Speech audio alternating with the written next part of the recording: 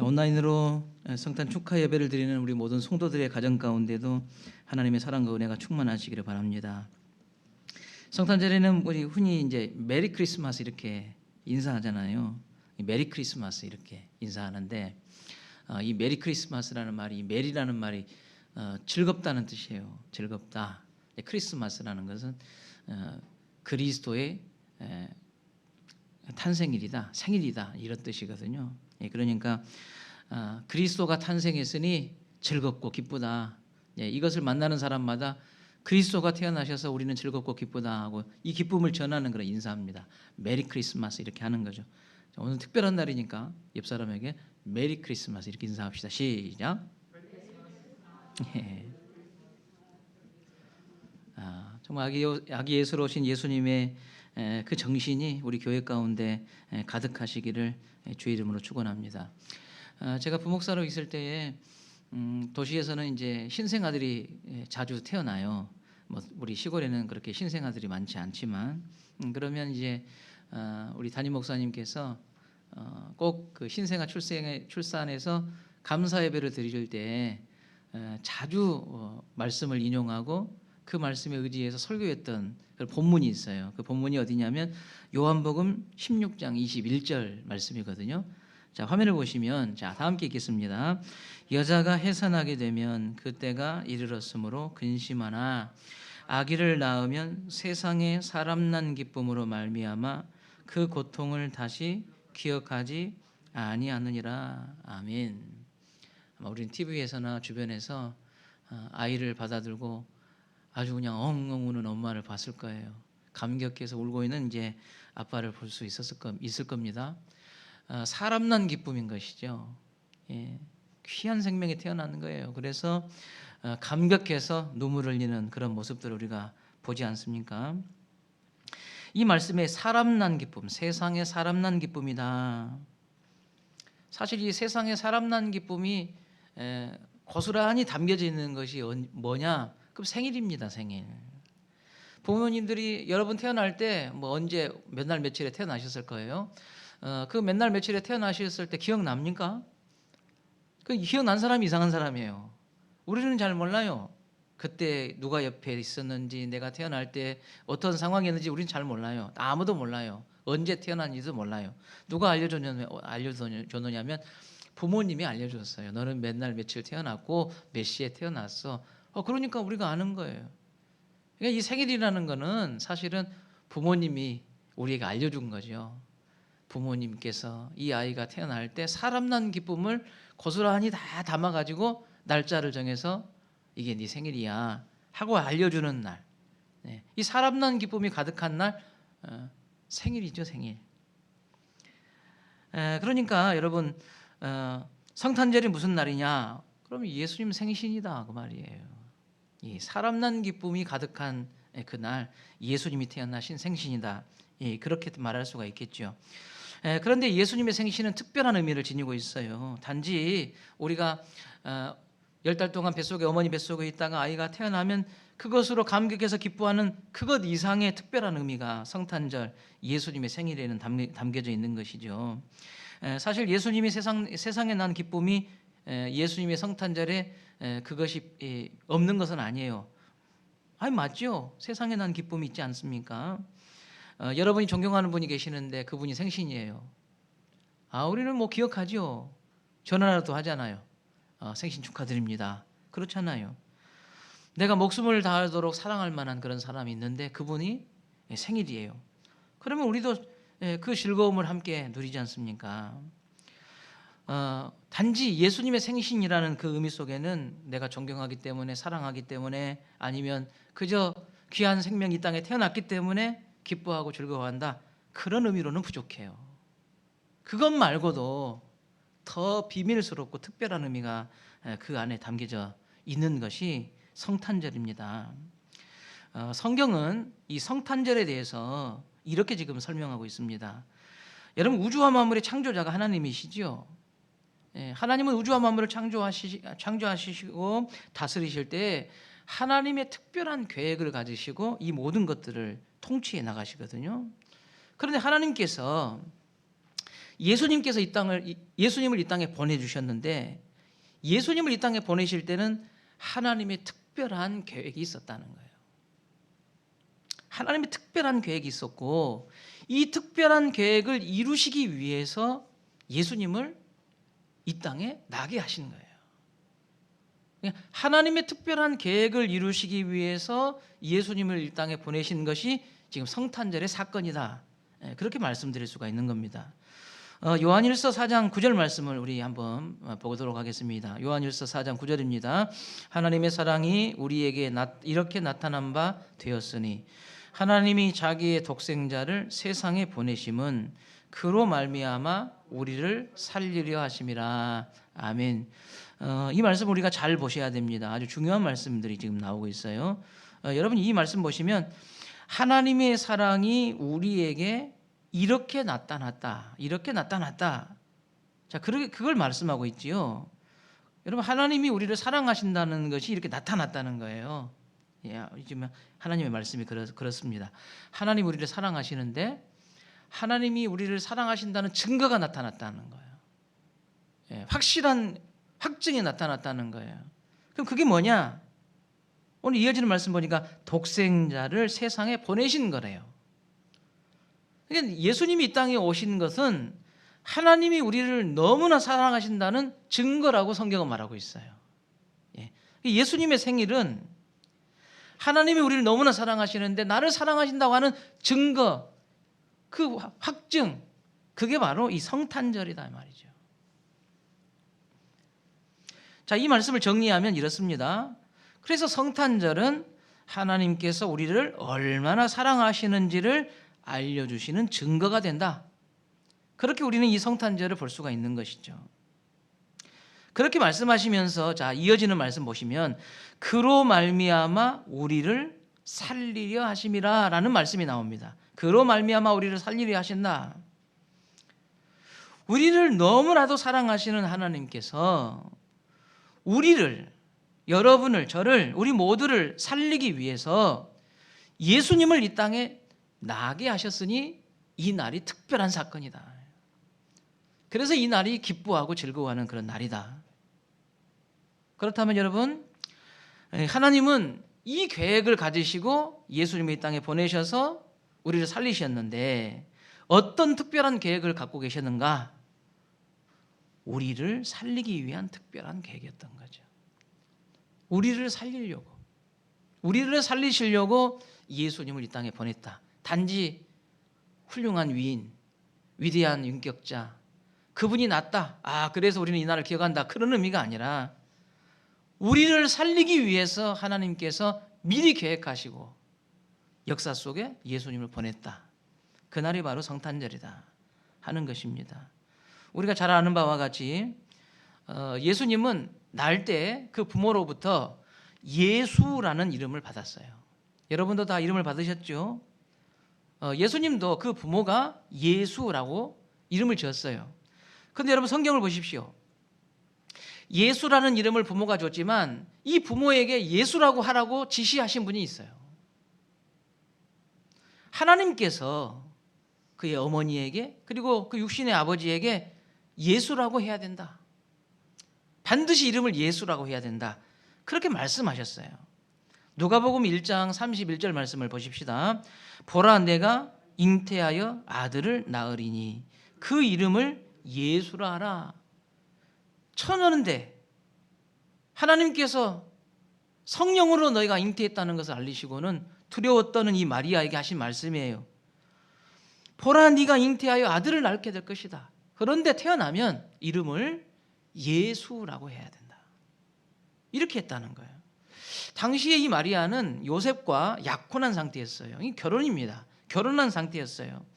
그런데 소문이 듣자하니 자기와 약혼한 이 마리아가 임신했다는 소문이 퍼진 거죠. 그래서 요셉이 두려운 마음에, 부끄러운 마음에 조용히 이걸 파혼하려고 했어요. 그러자 하나님께서 꿈속에서 천사를 보내서 이 요셉을 왜 이렇게 됐는가를 설명하시는 그런 내용이 마태복음 1장 20절, 21절 말씀에 기록이 되어 있습니다. 마태복음 1장 20절 21절 읽겠습니다. 이 일을 생각할 때에 주의 사자가 현몽하여 이르되 다윗의 자손 요셉아 내 아내 마리아 데려오기를 무서워하지 말라. 그에게 잉태된 자는 성령으로 된 것이라. 아들을 낳으리니 이름을 예수라 하라. 이는 그가 자기 백성을 그들의 죄에서 구원할 자이심이라 하니라. 그의 육신의 아버지인 요셉에게도 그가 다른 남자가 생겨서 임신하는 게 아니라 하나님의 특별한 방법으로 성령을 통해서 잉태되었다. 부정한 여자가 아니다. 이건 하나님의 놀라운 계획 속에 하나님이 이렇게 강권적으로 하신 일이기 때문에 너는 그 아내를 데려와라. 그리고 그 아이가 태어나면 이름을 뭘로 해라? 예수라 해라. 예수라고 해라. 부모가 지은 이름이 아니라 이 모든 일들을 계획하신 하나님께서 예수라고 해라 하고 이름을 그에게 말씀하신 것이죠. 여러분, 그 예수라는 이름의 뜻이 뭐예요? 자, 21절 저 빨간 글씨로 보니까요. 그가 자기 백성을 그들의 죄에서 구원할 자다. 이 구원자다 그 말, 구원자요. 여러분, 수렁에 빠졌어요. 물속에 빠졌어요. 인생의 큰 깊은 어둠 속에 빠졌어요. 그래 죽어가요. 눌려가요. 말라가요. 그걸 건져낼 사람, 그 사람을 끌어낼 사람, 그래서 살게 할 사람, 그가 바로 예수라는 거예요. 예수. 지금까지 본 말씀을 우리가 잘 정리해 보면 이렇습니다. 하나님이 우리를 너무나 사랑하셨다는 거예요. 그런데 이 사랑하시는 우리가 죄 때문에 죽은 상태에 있었다는 것이죠. 하나님은 이런 죽은 상태의 우리를 살리기를 원하셨어요. 그래서 계획하신 것이 그 아들 예수를 이 땅에 보내셔서 우리를 살리려고 하신 것이 성탄절이다. 그렇게 말씀하시는 거예요. 요한복음 3장 16절 17절 말씀에 우리가 잘 아는 말씀이에요. 우리 다 함께 읽겠습니다. 하나님이 세상을 이처럼 사랑하사 독생자를 주셨으니 이는 그를 믿는 자마다 멸망하지 않고 영생을 얻게 하려 하심이라. 하나님이 그 아들을 세상에 보내신 것은 세상을 심판하려 하심이 아니요 그로 말미암아 세상이 구원을 받게 하려 하심이라. 아멘. 두 번째로 이 성탄절에는 어떤 특별한 의미가 담겨져 있느냐? 그럼 예수님께서 요한일서 4장 10절에 보면요, 이런 특별한 말씀이 지금 나와 있어요. 자, 4장 10절 말씀입니다. 읽겠습니다. 사랑은 여기 있으니 우리가 하나님을 사랑한 것이 아니요 하나님이 우리를 사랑하사 우리 죄를 속하기 위하여 화목제물로 그 아들을 보내셨음이라. 여러분, 이 성탄절에 예수님께서 이 땅에 오셨는데 하나님은 우리를 사랑하셔서 예수님을 이 땅에 보내셨는데 화목제물로 보내셨다. 화목제물로 보내셨다. 그렇게 지금 말씀하시는 거예요. 여러분, 이 화목제물이라는 단어가 나옵니다. 자, 이 화목제물이라는 것은 화목제에 사용되는 제물을 말하고 있어요. 이스라엘 민족에게 하나님께서 율법을 주시고 하나님을 예배하는 방법을 5가지로 알려주셨어요. 이것을 우리가 구약의 5대 제사다 이렇게 부릅니다. 그런데 이 5가지의 하나님께로 예배하는 5가지 방법 중에 그 중에 한 가지가 화목제라는 그런 제사 방법이에요. 근데 이 화목제에는 제물이 필요해요. 제물이 필요한데 어떤 사람이 화목제물을 드리느냐, 화목제를 드리느냐? 그러면 우리가 일상을 살아갈 때 하나님께서 내게 주신 은혜가 있어요. 그 은혜가 너무 감사한 거예요. 그러면 그 감사의 마음을 담아서 하나님 앞에 화목제를 드리는 겁니다. 또 내가 이 은혜를 받았는데 하나님 앞에 내 마음에 감동이 돼요.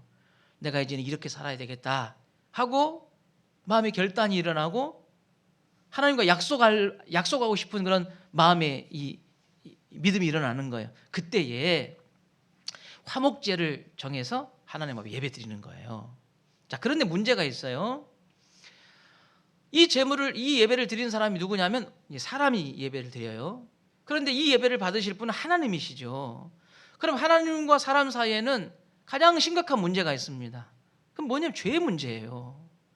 그냥 은혜 받아서 하나님 앞에 영광을 돌리기를 원하는데 죄의 문제가 딱 중간에 가려져 있고, 내가 하나님 앞에 이렇게 살겠다고 결심을 했어도 이 죄의 문제가 결단이 되어 있기 때문에 이게 하나님 앞에 온전히 오고 가지는 않아요. 이게 문제가 지금 발생하는 거예요. 그래서 하나님께서 이런 상황에서 임시적으로 하나님과 인간 사이에 죄의 문제로 가려진 이 죄의 문제를 해결하기 위한 임시적 방법으로 화목제물이라는 것을 중간에 끼워놨어요. 그래서 감사하고 하나님 앞에 결단한 사람은 화목제물을 끌고 와요. 소나 양을 끌고 옵니다. 그래서 그 제물 위에 안수를 해요. 그럼 하나님이 어떻게 인정해 주셨느냐? 너의 죄가 이 짐승에게 전가가 되고, 이 짐승이 죽임을 당할 때 네 죄가, 이 장벽이 무너지고 하나님께 드리는 영광과 결단이 온전히 드려진다. 이게 임시적인 거예요. 왜 임시적이라는 것은 일회성이라는 거야. 한 번 쓰면 또 다시 또 해야 돼. 이게 구약 시대의 제사의 방법입니다. 여기에 등장하는 이 화목 제물, 하나님과 사람을 서로 화목하게 만드는 이 중간에 이 제물, 소나 양이 됐던 이 제물이 지금 예수님 탄생하시는 이 말씀에 지금 딱 등장하는 거예요. 예수님이 누구라고 말씀하고 있어요? 화목 제물이다. 이렇게 하나님께서 말씀하고 있는 것이죠. 레위기 3장 1절과 3절 2절 말씀을 여러분 읽겠습니다.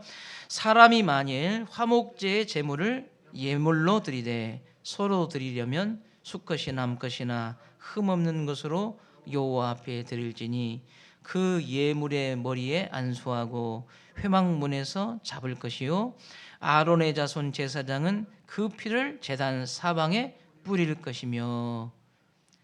자, 성경은 예수님께서 화목제물로 세상에 오셨다고 하셨어요. 그래서 성탄절은 하나님과 죄인 사이에 화목제물이 되시기 때문에, 예수님께서 이 하나님과 죄인 사이에 화목제물이 되시기 때문에 그분이 죄인을 대신해서 십자가에 죽으시고 하나님과 우리가 화목하게 되었다는 거예요. 이것을 이루기 위해서, 이것이 가능하게 하기 위해서 이 땅에 육신의 몸을 입고 오신 분이 바로 예수님이시다. 그래서 우리가 예수님 때문에 하나님과 우리가 온전한 화목이 이루어지는 거죠. 이게 바로 성탄절의 또 다른 의미입니다. 여러분, 세 번째로는, 여러분 우리가 구원받은 성도들 아닙니까? 이 구원받은 성도들이 이 성탄절에 예수님이 이 땅에 오심을 보면서 이 땅에서 내가 사랑하기로 다짐하는 날이 바로 성탄절이에요. 나는 이제 사랑하며 살겠다 하고 다짐하는 날이 이 성탄절이다. 그렇게 말씀드릴 수 있어요. 저는 성탄절을 기다립니다. 해년마다 기다리죠. 또 성탄절을 대할 때 참 기뻐해요. 감사합니다. 그리고 누군가에게 이 소식을 알지 못하는 누군가를 보면 안타깝고 그 사람에게 이 성탄의 비밀을 알리고자 하는 그런 마음이 저에게는 있어요. 저만 그런 것이 아니죠. 지금 함께 예배드리는 그런 성도들 중에도 저처럼 성탄절을 기다리고 성탄절을 기뻐하고 성탄절을 생각할 때마다 감사하고, 그리고 이 비밀을 알지 못하는 어떤 사람들에게 이 비밀을 알리고 싶은 이런 분들이 우리 교회는 많이 있다고 저는 믿습니다. 누구든 화목제물로 오신 예수님 때문에 우리 모두는 다 구원의 큰 은혜를 하나님으로부터 받았잖아요. 그래서 구원받은 성도는 누구든 다 성탄절을 기다리고, 그리고 성탄절을 감사하고 성탄절을 기뻐하고 누군가에게 이 비밀을 기회 되는 대로 알리고 싶은 마음이 드는 거예요. 구원받았으니까요. 저는 성경에 등장하는 요한사도, 오늘 우리가 지금 요한 1서를 읽고 있는데 요한 1서를 기록하신 분이 요한사도입니다. 요한사도도 구원받은 성도라고 한다면 우리와 똑같은 마음이지 않겠어요? 예수님의 오심을 기다리고, 그리고 기뻐하고 감사하고 누군가에게 이 소식을 전하고 싶은 그런 동일한 마음이 요한사도에게 있지 않겠습니까? 이런 요한사도에게 예수님께서 주신 말씀이 오늘 말씀이에요. 자, 오늘 말씀에 뭐라고 말씀하십니까?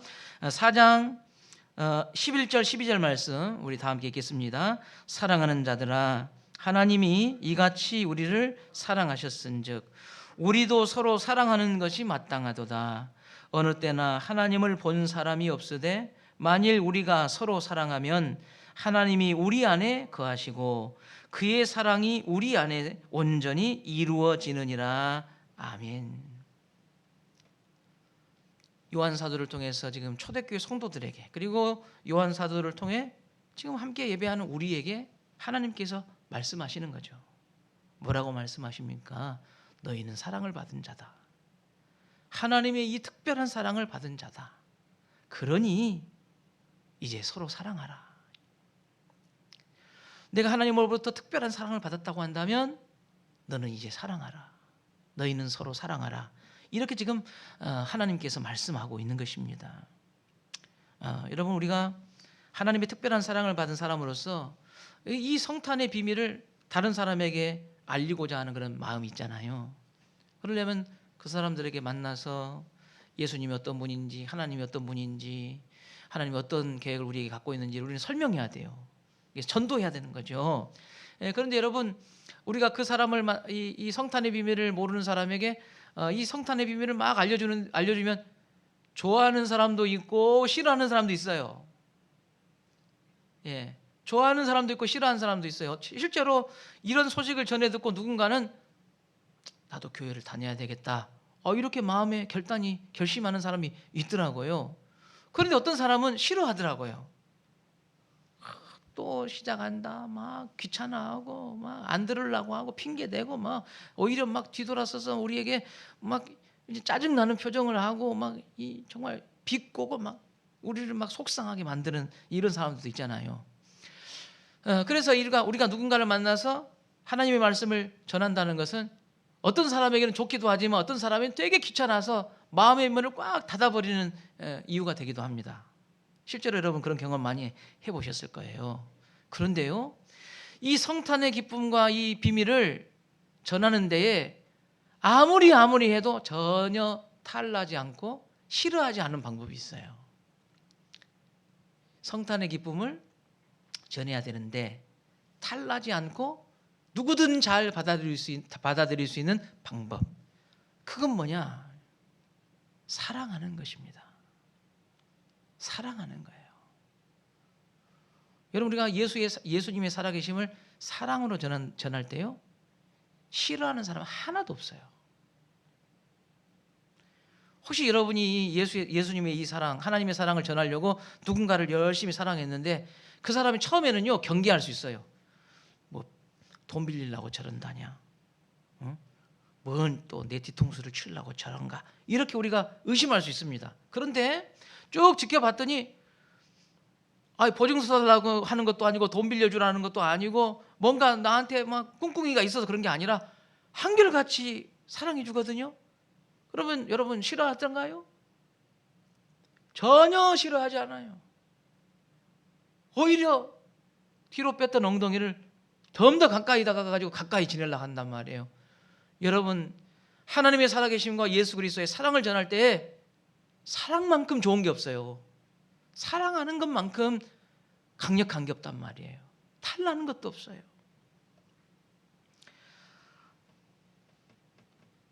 예수님께서 세상에서 사복음서 마태, 마가, 누가, 요한복음을 쭉 보면요, 예수님은 사랑하며 사셨다. 우리는 알 수 있어요.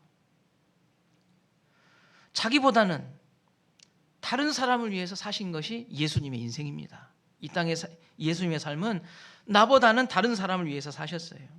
성경에 보니까 문둥병이라고 했지요. 나병이 걸린 사람. 나병이 걸리니까요, 가족들도 다 버리더라고요. 형제 친구들도 다 버리더라고요. 그래서 저 동네 밖에 나가서 자기들끼리 비참한 최후를 기다릴 수밖에 없는 그런 사람, 예수님은 찾아가시더라고요. 예수님은 찾아가셔서 그들의 친구가 되어주시고 그들을 낫게 하는 사랑을 보여주시더라고요. 예수님 시대에는요, 가짜 교사들이 참 많았어요. 거짓 교사들, 거짓 선지자들이 참 많았습니다. 그래서 이 거짓 선지자들이 백성들에게 거짓된 것을 가르쳐서 백성들을 하나님으로부터 멀어지게 했어요. 하나님을 믿는 것을 괴롭게 만들었어요. 힘들게 했어요. 그냥 비참하게 만들었어요. 이런 그들에게 예수님은 찾아가셨어요. 그래서 참 진리, 참 복음을 가르치셔서 하나님을 믿는 것이 얼마나 기쁘고 감사한 일인가를 알게 하셨잖아요. 피곤하셔도 그 일을 하셨고, 주무시고 싶어도 그 일을 먼저 하셨고, 다른 사람을 위해서 그렇게 살아내신 것입니다. 때로는 귀신 들린 사람, 마귀의 권세에 눌려있는 그런 사람, 그래서 인생이 점점 말라가고 죽을 날만 기다리는 그런 사람도 참 많았어요. 예수님은 그들을 찾아가시죠. 그리고 말씀으로 마귀 권세를 떨쳐버리셨어요. 살아나게 하신 것입니다. 예수님은 기꺼이 사랑이 필요한 다른 사람에게 찾아가셨어요. 그리고 어김없이 사랑을 베푸셨어요. 이게 예수님의 인생 아닙니까? 저는 목회를 하다 보니까 사람들의 마음속에 마귀가 잘못된 생각을 집어넣는 것들이 참 많아요.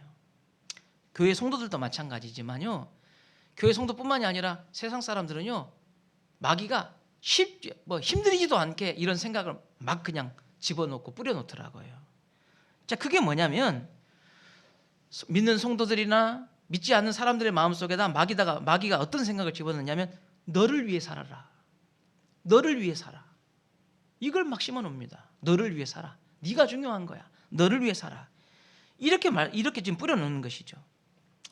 여러분, 우리에겐 직장이 필요해요. 왜 직장이 필요해요? 나 먹고 살라고요. 나 먹고 살자면 직장이 필요한 거예요. 자녀들에게 공부 열심히 해라. 왜요? 너 먹고 살려면 공부 열심히 해야지. 너 먹고 살려면. 직장을 다니다가 보면 힘들어서 그만두고 싶을 때가 간절해요. 그런데 어쩔 수 없이 그만두지 못해요. 이유가 뭐예요? 먹고 살라고 하니까. 나 먹고 살라고 하니까. 여러분, 이런 사람들이 교회 안에도 있고요, 교회 밖에는 아주 흔해요. 그걸 당연하게 그렇게 알고 살거든요.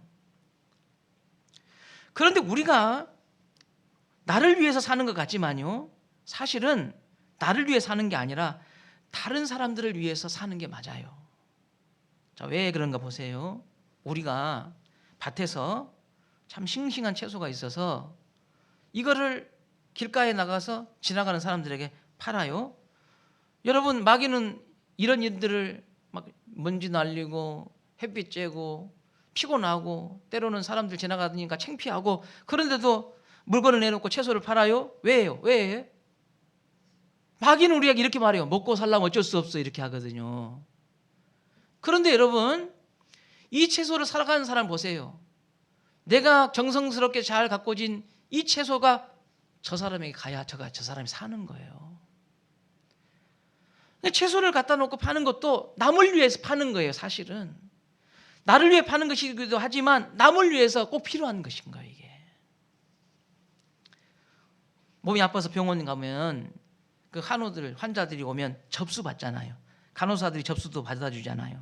그리고 사람들이 많이 오니까 질서를 딱 먹여가지고 순서를 정해놓고 누구 들어가세요, 누구 들어가세요, 일을 봐주잖아요.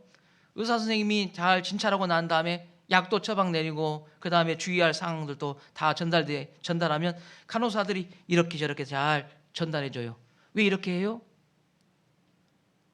마귀는 우리에게 이렇게 말하거든요. 먹고 살려면 어쩔 수 없어. 먹고 살려면 그래. 이렇게 말하거든요. 그런데 여러분, 지금 이 간호사가 뭘 하고 있는 거예요? 그 사람들을 위해서 이렇게 하는 거예요, 사실은. 예? 이 마귀는 뭐만 보게 해요? 먹고 살려면 어쩔 수 없어. 이걸 계속 마귀는 보게 하는 거예요. 더러워도 참아야 돼. 이렇게 너를 위해서 이렇게 하는 거예요. 그런데 실제로 우리 사회는 하나님이 사람과 사람을 엮어 놓으시고 누군가를 위해 살도록, 그래서 누군가를 위해 사는 것이 결국 나를 위한 것인 것처럼 하나님이 이렇게 만들어 놨다는 거예요. 학교에서 학생들의 인격과 실력을 갖추도록 가르치는 교사도 사실은 나를 위해서가 아니라 그들을 위해서 하는 것이에요.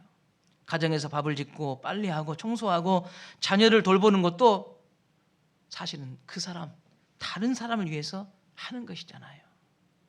사실은 우리가 하는 모든 일들은 나를 위한 것이기도 하지만 사실은 다른 사람을 위한 것이기도 해요. 그런데 문제는 마귀는 자꾸 다른 사람을 위해서 하고 있다는 의식은 싹 빼버려요. 그리고 뭐만 보게 해요? 내가 이 고생을 한다. 내가 더러워도 참고 뭐 이렇게 나를 위해서 먹고 살려면 이렇게 세상을 다 뒤죽박죽 얽혀 놓았다 그 말이죠. 우리는 지금까지 많은 시간 동안 사실은 나를 위해서 산 게 아니라 다른 사람들을 위해서 사랑을 실천하고 살았던 게 맞아요. 하나님은 우리에게 지금 이렇게 말씀하시잖아요. 너는 그동안 네 먹고 살라고 살았던 게 아니라 누군가를 살리기 위해서 살았단다. 누군가를 살리기 위해 산 것은 하나님의 뜻과 맞단다.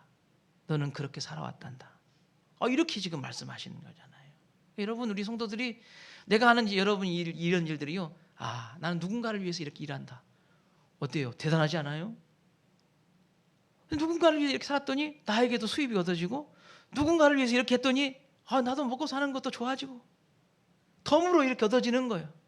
얼마나 좋아요. 근데 바꿔서 말, 누군가 나 먹고 살라고 하니까 이 고생을 해야 되고, 인생이 재밌습니까 이게? 하나님 우리가 그렇게 살기를 원치 않으신단 말이죠. 우리는 지금까지 다른 사람을 위해서 사랑을 실천하고 살아온 것이 사실이에요. 마귀는 우리가 남을 위해서 살기보다는 네 자신을 위해서 살도록 자꾸 세상을 통해서 우리를 부추기고 있는 것을 우리 성도들이 깨달으시기를 바랍니다. 말씀을 정리하면서 이번 주에 다른 사람을 위해서 써달라고 저에게 그동안 1년 동안 차곡차곡 그 집에서 모아놓았던 그런 돈을 저에게 전달해 준 그런 가정이 있었어요. 사실 이 가정은 이번 금년만 그렇게 한 게 아니라 작년에도 1년 동안 가족들이 조금씩 이렇게 모아놨더니 적지 않은 그런 금액이 됐더라고요. 사실 부자들이 볼 때는 그거 아무것도 아닐지 몰라요. 그런데 제가 볼 때, 제가 생각할 때 그분 가정은 이렇게 모아진 이 금액이 참 큰 돈이에요. 그런데 작년에도 올해도 그렇게 조금씩 모아진 돈을 저한테 전화를 걸어서 제가 이렇게 모았는데 누군가에게 도와주고 싶어요. 그렇게 지금 전해 오셨어요.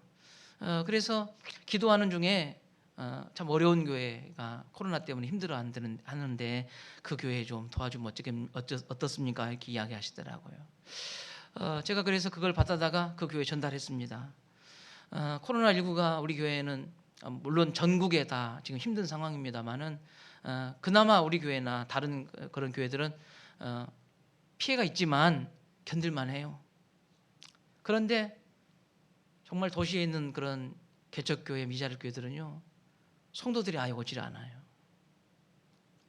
이 목사님도 목회를 참 성실하게 묵묵하게 울면서 땀 흘리면서 잘했다가 교회가 조금씩 성장해가지고 얼마나 막 좋았는지 몰라요. 기분이 좋았는지 몰라요. 막 힘이 났어요. 막 전도에도 열매가 없는데 막 계속 꾸준히 하다 보니까 하나님께서 영혼을 붙여주셔가지고 교회가 조금씩 가정이 막 늘어났거든요. 보기가 너무 좋더라고요. 그런데 코로나 딱 시작하니까 성도들이 교회를 안 나와요. 아예 나오질 않아요. 믿었던 집사님들도 교회를 안 나와버려요. 그러니까 목사님이 너무 생활이 힘든 거예요. 여러분, 그 가정에 그 집사님 가정이 건네준 그 헌금을 전달했어요. 성탄절에 우리는 주님 오심을 기다리고 기뻐하고 또 감사하는 그런 성도가 된 것이 얼마나 감사한지 몰라요.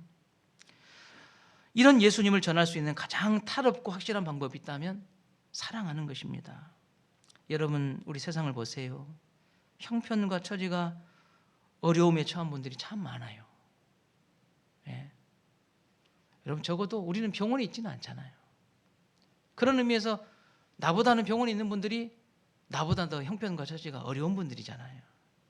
교도소에 계신, 물론 자기가 죄를 지어서 교도소에 갔지만 사실 어떻게 따지면 나도 안 걸린 죄인 아닙니까? 안 걸려서 다행이지. 그런 면에서는 나보다 더 처지가 어렵고 힘든 분들이 맞습니다. 여러분 주변에도 둘러보세요. 적지 않은 사람들이 어려움에 있는 분들이 참 많아요. 그럼 누가 그러면 나보다 어려운 사람입니까? 그렇게 고민하시거든요. 여러분 그렇게 복잡하게 생각하지 말고 단순하게 생각해요. 나를 기준으로 봐가지고 나보다 더 어렵다 생각하시면 그분은 내가 도울 사람이에요. 이렇게 생각하시라고요. 예. 순간이든 장기적이든 내가 나를 기준으로 봤을 때 나보다 더 힘들어하는 분들이 있어요. 나보다 더 어려운 분들이 있어. 그러면 그분들을 볼 때 내가 딱 어떤 마음이 들어야 되냐? 내가 사랑을 흘려보낼 사람, 이렇게 생각해야 주님이 기뻐하시는 것이다 말이죠. 예수님께서 다른 사람을 위해서 철저하게, 처절하게 그렇게 사셨어요. 우리도 그 사랑을 받은 사람이라면 예수님의 삶을 본받아서 처절할 만큼, 처절하게 만큼 그 사랑을 살아내는 것이, 조금 살아내는 것이 이게 은혜 받은 성도 아니겠습니까? 우리 다시교 모든 성도들이 이 성탄주일에 내가 받은 은혜가 어떤 것인가를 마음에 새기시고 눈을 들어 주변을 돌아보셔서 사랑을 흘려보낼 수 있는 그런 복과 은혜가 여러분 가정 가운데, 교회 가운데 넘쳐나시기를 주의 이름으로 축원합니다. 기도하겠습니다. 사신 하나님 아버지 감사합니다. 생명 주신 것 감사합니다. 하나님 백성 삼아 주신 것 감사합니다. 남은 나의 인생 기간 동안 하나님의 자녀로 살 수 있도록 도와주신 것 감사합니다. 예수님께서 자기 자신을 위하여 살기보다 다른 사람을 위해서 사랑을 실천하며 사신 것처럼 나도 하나님으로부터 그 사랑을 받았사오니 내 주변에 어렵고 힘든 이웃들을 다 바라보고 그 이웃을 향하여서 사랑을 실천해낼 수 있는 그런 믿음, 그런 삶을 허락하여 주옵소서. 그래서 나에게 은혜 주신 그 하나님의 사랑을 그들에게도 사랑을 통하여 증거할 수 있도록 은혜 베풀어 주옵소서. 예수님 거룩하신 이름으로 기도드리옵나이다. 아멘. 자리에서 일어나셔서 우리 주제 찬양하겠습니다.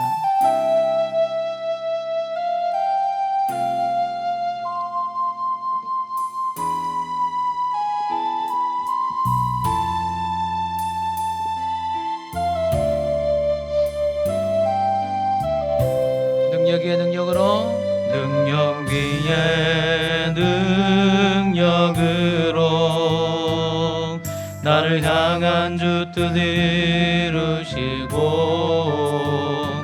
능력 위에 능력으로 내 앞에 일을 주관하시네. 능력 위에 능력으로 내 생각보다 더 크신 주님, 능력 위에 능력으로 주 뜻대로 날 빚으소서.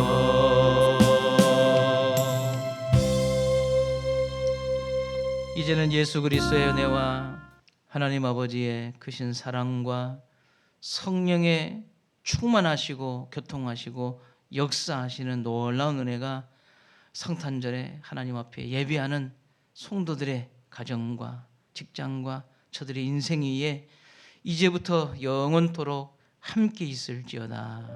아멘. 주신 말씀 붙잡고 잠시라도 기도하시고 돌아가시기 바랍니다.